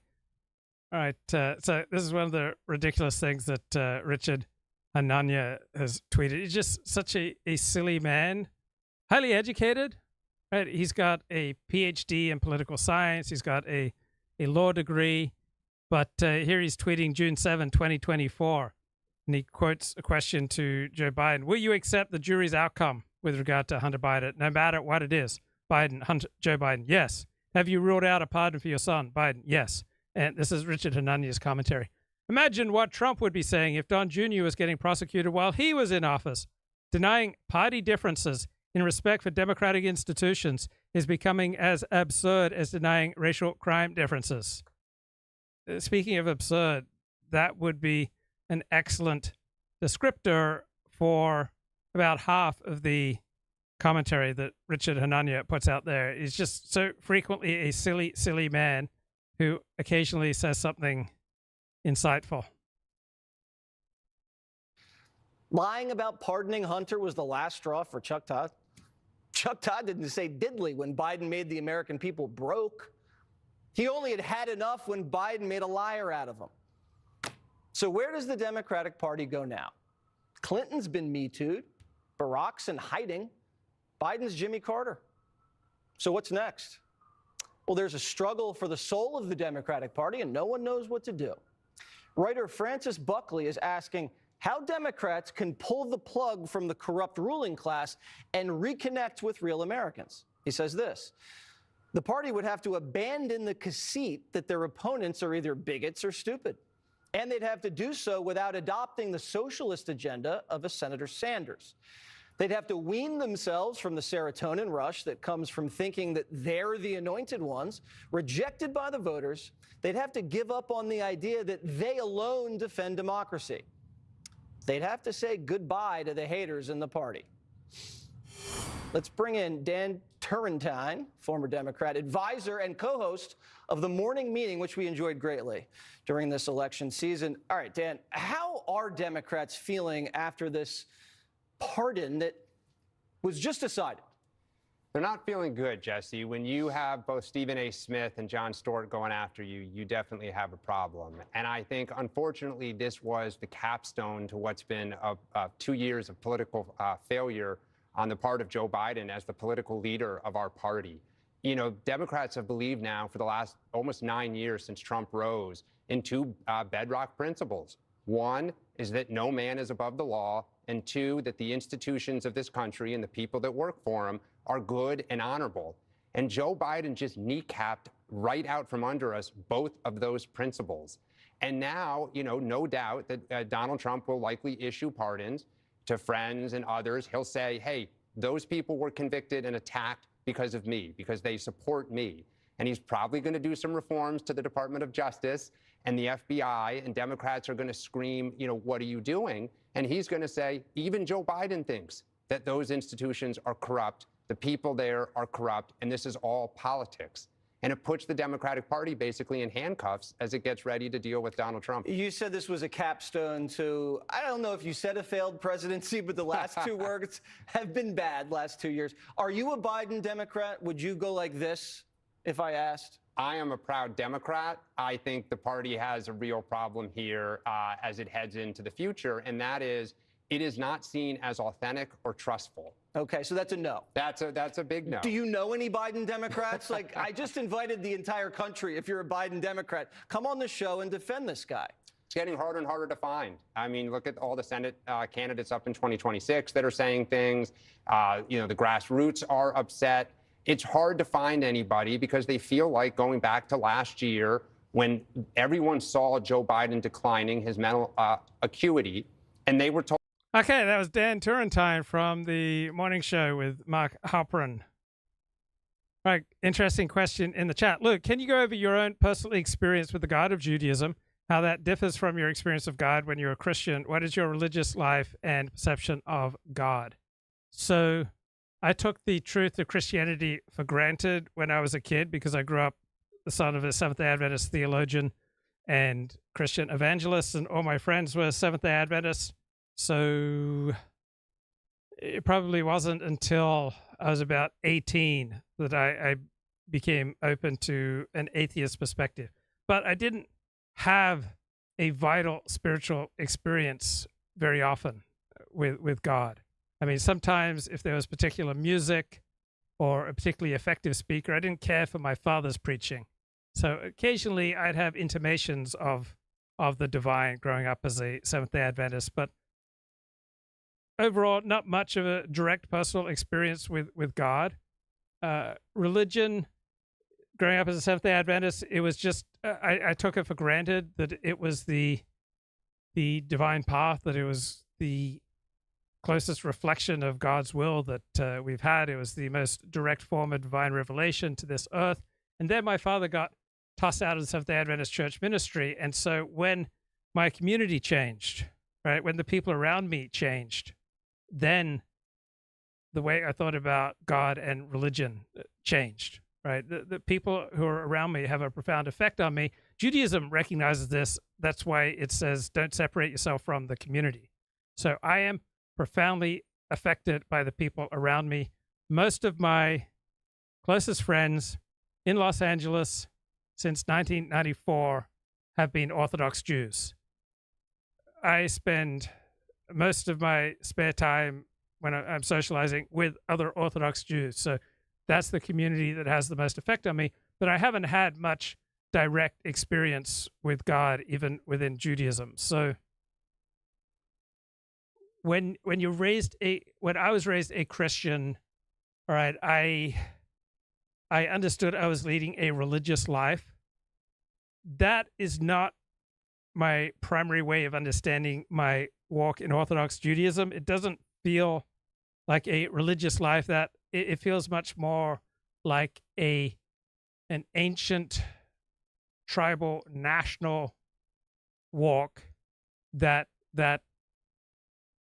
claims and that I believe has had direct experience and guidance from God. But religion just feels false. My religious experience is profoundly mediated by the people that I'm with, who are overwhelmingly Orthodox Jews. So when I was a kid and I'd read the Hebrew Bible, I'd read the Pentateuch, I didn't feel like I had any connection with Abraham, Isaac, and Jacob. These were just religious figures. But when I converted to Judaism, I felt a visceral peoplehood, national tribal connection with Abraham, Isaac, Jacob, Moshe, the King David, the Yeshaya, Yirmiyahu, the prophets. It feels much more like it's connected to a concrete people. So in my Christian upbringing, I would learn about God through learning systematic theology. So starting about age 8, I'd have to read about 40 pages of dense Christian apologetics and then type out a one-page summary of what it meant. So my primary way of relating to God or learning about God was by studying this dense theological set of precepts and principles about God. While in Judaism, the path to the divine is much more focused on daily living, how you tie your shoes, how you put on your pants, how you conduct yourself when you first wake up, how you conduct yourself in business, how you speak. It's a focus on chopping wood, carrying water. It's much more prosaic, focused on this life with a very concrete community, while my Christian experience was much more about systematic theology. Right? These are the things that you need to believe, while in Judaism, it's much more a series of practices with concrete people. So Judaism's a much more physical religion. Protestant Christianity, my experience of it was a much more abstract, intellectual, theological. It was substantially removed from my concrete physical experience of life by comparison to Judaism, where I wrap tefillin around my arm, put it on my head. I step foot into the sukkah, the booth. I build a booth. I daven. I pray with other Jews in a minyan. That's the preferable way to pray, that there are blessings that you say over the bread and over the wine. It's just a much more physical, mundane, this life focused experience of the divine. So what is my religious life? So in both Judaism and in Christianity, my brain starts tuning out when I hear the same thing over and over and over again. So in Judaism, you say the same prayers and often repeat many of the same prayers 2-3 times a day, and that doesn't make God and these teachings come alive. So I need other approaches to God. And so one thing that made God come alive for me in a way he never previously did was through 12-step programs. So being in a room filled with addicts such as myself who found recovery through their experience of this higher power, that is often a more visceral, profound, concrete experience of the divine compared to what I've had, generally speaking, in religion. I also love to have different language for God, and so my favorite word for God over the past 6 years is reality. Right? When I get tired of thinking about God or hearing about God, I think about God is reality. God is the master of reality, the author of reality, the one who's behind it all. But these more abstract, philosophical, theological, and religious teachings about God have often become tiresome through repetition for me, whether I was a Christian or a Jew. And I need fresh language, fresh perspectives, new ways of experiencing the divine while staying within Orthodox Judaism. So I'm not like Duvid. I'm not interested in practicing a different religion. I'm not interested in taking on Hindu practices. But I need some new words. So 12-step is not a competing religion. It is a type of spiritual practice that fits in very neatly with Judaism. It doesn't interfere, diminish, or pervert my understanding and practice of Orthodox Judaism. It just uses new language and practices and brings in new people to help make the role of the divine something new and fresh and exciting in my life.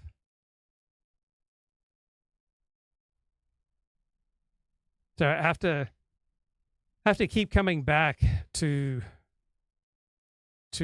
new paths and deeper forms of learning.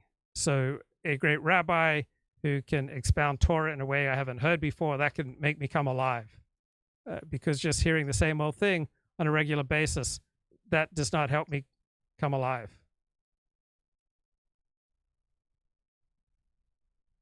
I like what this bloke, Ross Ellenhorn, has to talk about. He wrote a great book, something about how we change and 9 reasons why we don't change. So real social work is applied social psychology. And that has a strong influence on me as a sociologist practitioner, right? And I really can't seem to figure out how we can talk about a brain as not a social organ.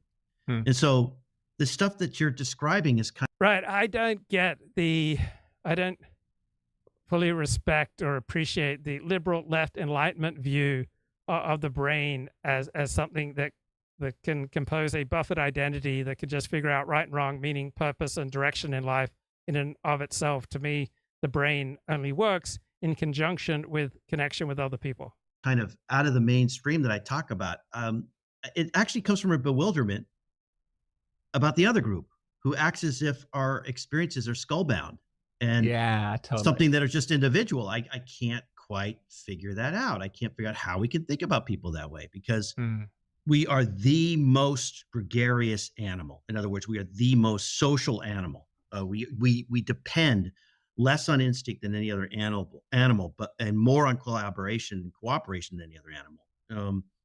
And so it's really hard for me to figure out that world of talking about people as individuals. I mean, not that we're not individuals, but our change and our suffering typically has to do with what's happening around us, our response to what's happening, our idiosyncratic response to what's happening around us. So I'm wondering about that, Ross, because a huge part of your work is focusing on personal responsibility. You talk about like the individual really finding within them, I think the word that you use is faith most of the time, like a faith in their own ability to create a kind of change in their life. Right. So I don't share the idea that the individual in his buffered identity with just the power of his own reason, that he can figure out right from wrong, meaning, purpose, and a good strategic direction in life. So Ronnie Goodman wrote in his book on the rights. What's the bloody name? Conservative Claims of Cultural Oppression. So this ethos of disengaged self-control and self-reflexivity, as though the brain can just be abstracted from all our body and our physical relations and our community, right? It would have been inconceivable for pre-moderns, right? The pre-moderns were not buffered. That is why they could not have stepped back from that total teleological immersion into natural lucidity. So teleological refers to ultimate ends. So the anthropocentricity of pre-moderns, meaning the human experience of pre-moderns, was a function not of their limited knowledge, but of their particular form of agency, the nature of the boundary or lack thereof between the self and the world. So the crucial difference between moderns and pre-moderns is not that the pre-moderns believe that their mental states originate in a physiological substratum interacting with the rest of the physical world, but that the former, right, the moderns, have a form of consciousness and identity within which this proposition makes sense. So a pre-modern could never seriously contemplate the thought that it just feels this way, not because he was ignorant of his feelings, but because he was porous, right? The traditional conception of the self, which I share, is that we have a porous identity, that we're constantly affected by what's going on around us, rather than a buffered identity where we can just create our own meaning, purpose, and knowledge of right and wrong.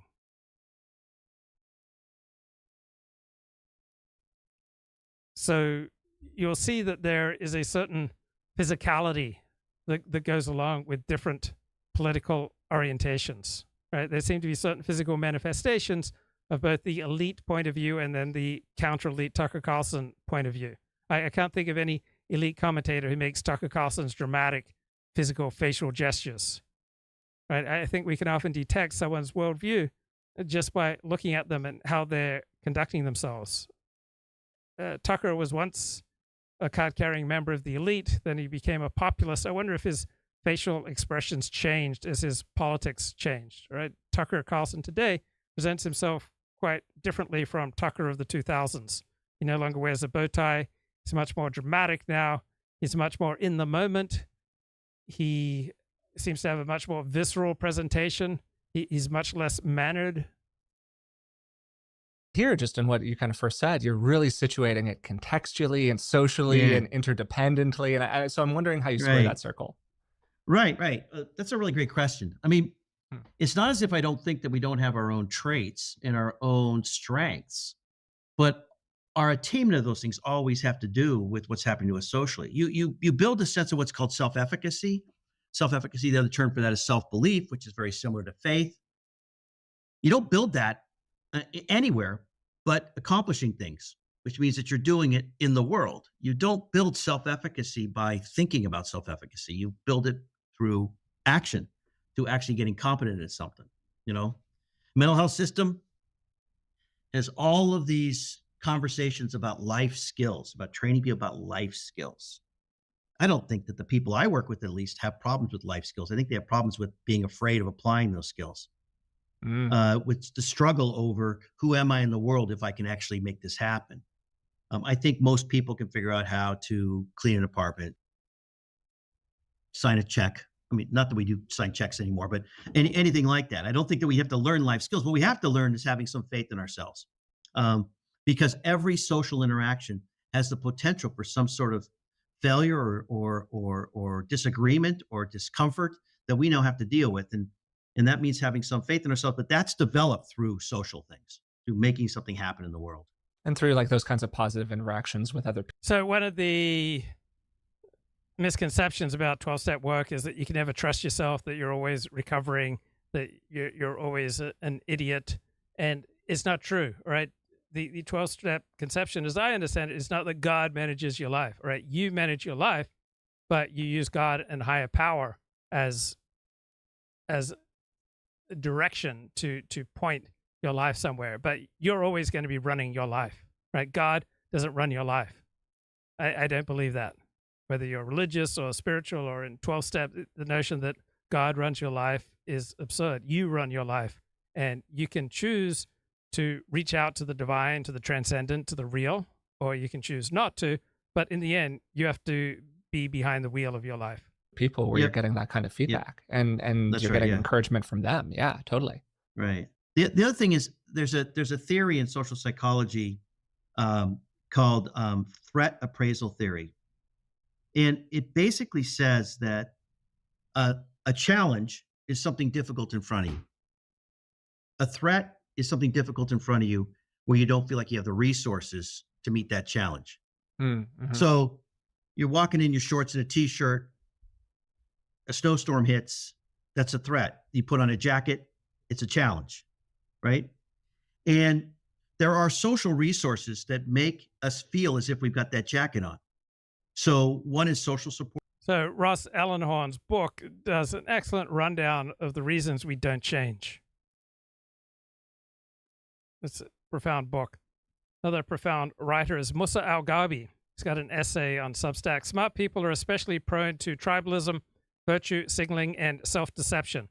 We pay attention to, we easily recall, and we feel positively towards things that we deem useful or interesting. We tend to dismiss, to downplay, dump, and have negative emotional reactions to information that threatens our self-image or our objectives or our hero system, or that conflicts with our expectations or our beliefs. Things that don't seem particularly significant in either direction, we ignore. So when good things happen that we can possibly attribute to our own decisions, we then attribute these positive outcomes to what's awesome about us, all the things that are within our control, right? All our positive characteristics and the wise actions that we take. When bad things happen to us, we will typically tell ourselves the opposite story. Our adverse outcomes are attributed to contingent and fleeting circumstances, things external to us and outside of our control. Most businesses fail within 6 years. An overwhelming majority of romantic relationships end in less than a year. Most employment relationships end up not working out for one or both parties, typically leading to resignations or terminations within 5 years. Social movements almost never achieve their stated ends. Most innovations are maladaptive. Right? What normally happens when you submit something for publication is it gets rejected. The overwhelming majority of published scientific findings are either wrong, trivial, or pointless. Now, if we allowed these probabilities to govern our attitudes and our behaviors, we rarely invest ourselves in anything. In reality, people defy the odds all the time. We tend to go through life with ostensibly irrational levels of confidence, conviction, resilience, and optimism. So Our biases and our blind spots are not just a product of our cognitive limitations. Our biases and our blind spots, they empower us to get through each day. They empower us to accomplish things that we otherwise would not if we were seeing things more accurately. Now, people who are highly educated, highly intelligent, highly rhetorically skilled are significantly less likely than normal people to revise their beliefs, to adjust their behaviors when confronted with evidence and arguments that contradict their preferred narratives. Right? Precisely by knowing more about the world than average people, precisely by being better at arguing, right, we are better equipped to punch hole in data and narratives that undermine our prior beliefs and our hero system. We more easily come up with excuses to stick to our guns without regard to the facts, and we will interpret threatening information in a way that flatters our pre-existing worldview and our hero system. And that's how we roll. Right? The more expert you are, the less competent you will be at anticipating how events will play out. Right? If you are verbally gifted, you likely excel at telling stories about how you were basically right all along, even though, in fact, you're often clearly wrong. Right? The smarter and more adept you are at telling stories and building narratives, the less you have an ability to learn from your mistakes and miscalculations.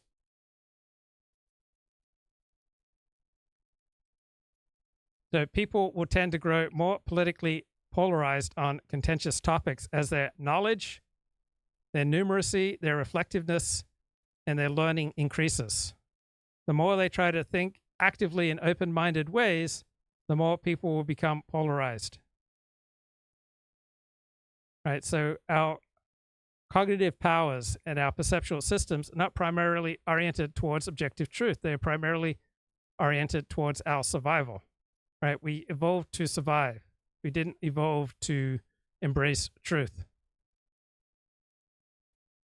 Right? Our cognitive capabilities and our perceptual systems are fundamentally geared towards survival, which means they are geared towards a tribal, national, group-building, coalitional approach to life, because a group strategy consistently defeats an individualist strategy. We typically reason in a way that helps us achieve our goals with the help of other people who are most important to us. So those of us who do live streams or podcasts or who are writers, right, we are especially prone to tribalism, virtue signaling, and self-deception. There's a bloke named Glenn who writes a Substack, States of Exception. And here is his headline: Trump is de-stereotyping Republican foreign policy. So where I come from, stereotypes are useful when they correlate with reality, such as different groups have different gifts. Stereotypes are not useful when you insist that different groups have these inherent qualities that therefore explain all of their actions. So regarding an out-group as inherently evil or stupid, be it communist, Iranian, African, Islamic, ethno-nationalist, it's stupid, all right? All groups respond to incentives, and the essential qualities of a group will usually vary depending on context. So there's nothing inherently evil or untrustworthy about any group or any nation, not the Chinese, the Russians, the Iranians, or the Palestinians, right? You can make deals with all of them. All groups will respond to incentives. We'll usually be better off by not going to war with these people. Now, this is Glenn writing. No matter how much evidence can be produced that countries like China and Iran are primarily defensive realist powers, primarily concerned with their own security, that accept many institutions of the international order while rejecting others, Republican hawks are utterly convinced that these countries, such as China and Iran and Russia, are hell-bent on world domination, because Republican hawks and Cold War warriors tended to have a stereotypical view that there was something inherently duplicitous and untrustworthy about the Soviet communists because they were atheists and they were godless, therefore they could not be trusted. So Donald Trump's incoming national security advisor, Congressman Mike Waltz, he warns that the Chinese seek to dominate the world, establish a new world order with America subservient to China. Marco Rubio says the U.S. and China are hopelessly locked in a new Cold War, something that would likely come as a surprise to Chinese leadership. So virtually all of the Republican establishment contend that Iran is compelled by this irrational hatred of the United States and Israel to relentlessly pursue nuclear weapons. Now, Trump is not a stereotypical foreign policy thinker, because stereotyping means that you have strong, in his use of the word stereotyping here, in this particular context. So stereotyping usually works, but in this particular context, this particular Substack essay, he's saying stereotype means having strong, inflexible beliefs about the inherent characteristics of others. So that's not my general understanding of stereotyping. My general understanding of stereotyping is that it is a reflection of reality, not that you have inflexible beliefs about the inherent characteristics of others. Now, Donald Trump has beliefs, but they are primarily about how useful he assesses someone to be for advancing his personal interests at any particular moment. So Donald Trump's apparent beliefs and actions toward many foreign states and leaders will change rapidly in a very short period of time, depending on whether he thinks they are good or bad for him and his prestige and his interests. So when aggression against Iran carried a significant political cost, Trump kept pulling back from military action, even as more orthodox Republicans continued to agitate it for it. So this occurred at least 4 times during the first Trump administration. So Republican hawks would keep agitating for war with Iran because they believed that Iran was inherently evil, irrational, duplicitous, and could only be dealt with through force, right? This would be a maladaptive use of stereotyping, thinking that there's some inherent essential quality of Iranians as opposed to they're people like us who respond to incentives. So Trump became increasingly hesitant to attack Iran, so you realize that the Iranians behave rationally in response to incentives and that they could impose unacceptable costs on the United States that would hurt his chances of winning re-election, hurt his chances of a successful presidency. Now, once Trump lost the 2020 election, he no longer had anything to lose, but potentially much to gain by attacking Iran. So he changed his position again, started supporting military action against Iran. But this is not the pattern of behavior you would expect from a policymaker using stereotyping, because stereotypes are fixed. Trump changes his assessment of other actors and other states and other regimes all the time based on how useful he thinks they are for helping him fulfill his goals and how nice and respectful they are being to him. Donald Trump's entire governing philosophy is organized around inducing and coercing others to bolster his own status while leeching as much money as possible through extortion and corruption. So when your interests are so simple and dependent on being able to manipulate others, you don't have the latitude to cling to stereotypes and to false images about others' interests and character. So Trump's foreign policy is primarily driven by Donald Trump's own provincial interest, self-interest. Sometimes this coincides with the national interest. Most of the time, Trump's interests are tangential or directly opposed to the national interest. The first term of Donald Trump, he was constrained by public opinion. Second term, he'll be less constrained by public opinion because he won't be running in any future elections. So his interests will lie primarily in settling personal scores. He wants to exact revenge on his enemies and return favors. So the elite in the foreign policy establishment believe that every few years the United States needs to pick up some small, crappy little country and throw it against the wall just to show the world we mean business. That is not Donald Trump's perspective. Now, Trump doesn't like the Iranians because they were a problem child of his first administration. Also, they likely had a hit out on his life. So Trump probably holds a grudge against the Iranians.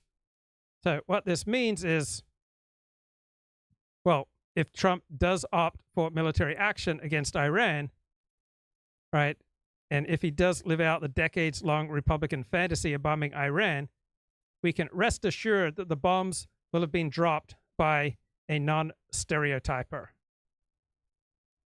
Isn't that sweet? Another is a sense of purpose. Another is this thing we were talking about, self-efficacy. The ability to talk to people about your experiences has this profound effect. All these things are like that jacket. They give us this ability to see challenges in the challenge mode, not the threat mode. And if we don't have those things, everything looks like a threat, including looking at your own problems. That's a challenge that becomes a threat. I don't want to look at that problem. Now, in the psychotherapy world, in the mental health world, we call that denial, resistance. Yeah. We start blaming the person's qualities instead of noticing that they're living without enough resources to be able to do that. And you know that in your own life, that the points when you're willing to look at yourself are the points when things are going okay. Yeah, totally. And the points when you're not willing to look at yourself are the points when things are kind of not going okay. And we don't afford people that idea that really what's going on for you when you resist changing or you're kind of not wanting to look at your problems typically has to do with the fact that you don't have enough of those resources around you. This is another soft poking of the bear that I feel like you do in your work, where most of the time when people are, certainly me, listen to this podcast, frequent listeners will know, we focus a lot on essentially like developing change energy of different kinds. Like what are the resources that a person can build that can support them and achieving the things that they want to achieve in life? You really kind of flip it upside down and you tend to focus on what essentially makes people want to stay the same. So rather than thinking about, we're in this painful circumstance right now, I have this bad habit that I don't like, there's this good thing that I'm not doing. You're really looking at, oh, actually, what is it about the quote unquote bad habit that has an allure, that has an attachment to it, and what's right. If you do drugs and it seems to be a maladaptive habit, right? What you're saying by using drugs or using porn or using alcohol or engaging in some other addiction is that you are finding more immediate relief from your pain than doing the things of recovery. kind of perpetuating that situation. The act of change means watching yourself have some accountability for your experience. And the emotion that goes along with that is what's called existential anxiety. Oh my Lord, I'm driving this bus called my life. And so in many ways, we're not changing because we're looking at that. And that's not something that is a disease. That's an anxiety we all have. This idea that I've got to kind of figure this out on my own on some level with help, but I got to figure it out. And so we stay the same because we want to kind of resist that. And especially if we've been through multiple experiences of trying something and it didn't work. And what we're doing when we're staying the same is really kind of eloquent and kind of beautiful. We're taking care of ourselves. We don't want to have that experience of something bad happening. We don't want to get our hopes up again and then have them dashed. There's all these things we're doing that's profoundly understandable. And if we don't understand that, we don't understand that we're acting out of self-love when we stay the same, it's really hard to contemplate changing. Because you really have to be able to look at, well, this is why I'm doing it. And, bless me for staying the same. I'm just taking care of myself. I'm just looking for some comfort. That's all I'm doing. And if you can start looking at that, then you can begin to think about whether you want to change. If all you say is I'm being an idiot because I'm not changing, you're not going to get anywhere. And that's sort of the classic mode in our societies. Why aren't you changing? Why aren't you just doing it? There's only 5 steps in this book. There's 12 steps in that book. Just take the steps and you'll be there. Instead of if you're in the place where you could take those steps, in other words, you have enough motivation to take those steps, guess what? You don't need the steps. Right? And so we're in this advice culture instead of looking at how do I get myself or help another get into that place where I'm able to kind of contemplate and then make the decision on some level to face my accountability and move forward. In a coaching context, working with people, that's the work that I do. I'm not a therapist, but I do some work as a coach. What often kind of pops out of a person in that discovery process is that they come into the room, to your point, with a lot of self-criticism about whatever behavior it is that they are doing, that they don't like, that they're not doing, that they want to move toward, whatever it is. We try some interventions. We noodle around. We figure out what could help that person. Nothing works.